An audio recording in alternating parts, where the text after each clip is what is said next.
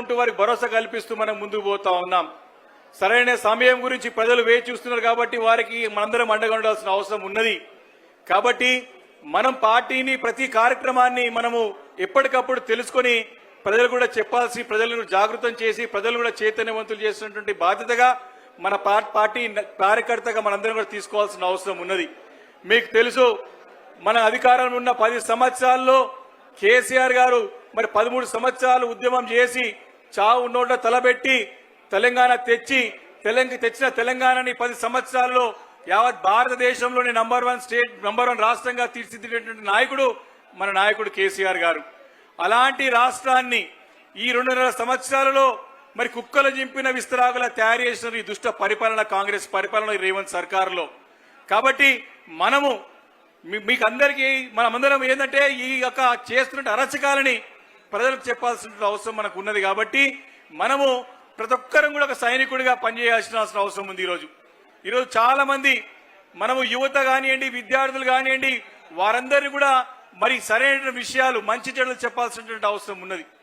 ఈరోజు చూస్తా ఉన్నాం, నిన్నగా ఈ వారం రోజుల్లో చూస్తా ఉన్నాం ఎన్ని అరచకాలు. ఒక అడ్వకేట్ ని మరి హైదరాబాద్ నడిబొడ్డున పొద్దున్నే ఏ రకంగా కారుతో గుద్ది చంపినటువంటి సంగతి మరి కళ్ళారా చూశాం. మరి 2 రోజుల క్రితము 3 రోజుల క్రితము మరి శంషాబాద్ లో 1000 కోట్ల భూమికి సంబంధించినటువంటి స్థలాన్ని ముఖ్యమంత్రి గారి ప్రధాన అనుచరుడు వారి మనిషి మరి ఏ రకంగా దారదత్తం 1000 కోట్ల ఎంఆర్ఓని పట్టుకొని చేసినో చూశాం. మరి ముఖ్యమంత్రి గారి ప్రధాన అనుచరుడైనటువంటి వేం నరేందర్ రెడ్డి గారి కొడుక్కి వరంగల్లో ఏ రకంగా మరి ప్రభుత్వ భూమిని అసైన్మెంట్ భూమిని దారదత్తం చేసినట్టు చూశాం.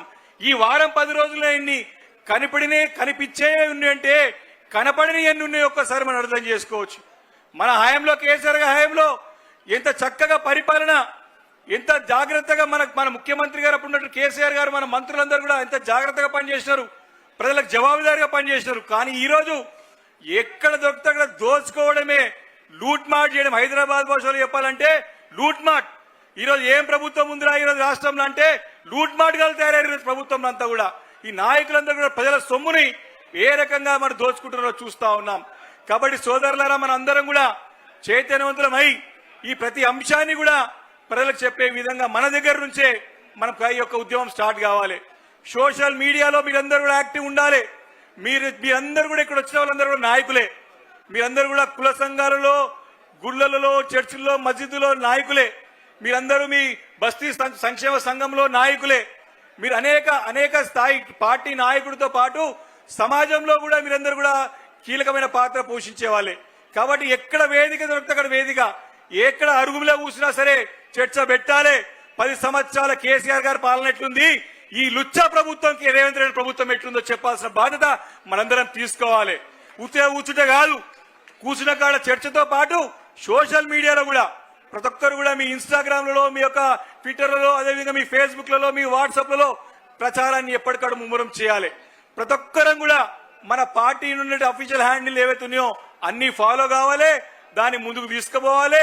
మీ దగ్గర కూడా స్థానిక సంస్థలను కూడా ముందుకు తీసుకోవాల్సిన బాధ్యత తీసుకోవాలని చెప్పేసి కోరుకుంటూ, ఏది ఏమైనా సరే, ఎన్ని అడ్డంకులు వచ్చినా సరే, కేసీఆర్ గారు ఈ ఎన్నికల్లో మళ్ళీ ఎప్పుడు ఎన్నికలు వచ్చినా సరే, కేసీఆర్ ఎలక్షన్స్, అసెంబ్లీ ఎలక్షన్స్ ఎప్పుడు వచ్చినా సరే 119 సీట్లు ఉండని, 179 సీట్లు ఉండని, ఖచ్చితంగా అఖండమైన మెజార్టీతో మళ్ళీ కేసీఆర్ గారు ముఖ్యమంత్రి కావడం ఖాయం.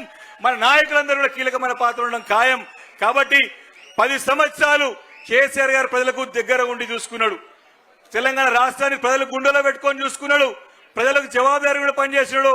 తెలంగాణ సమాజం కోసం, తెలంగాణ ప్రజల కోసం పనిచేసినాడు.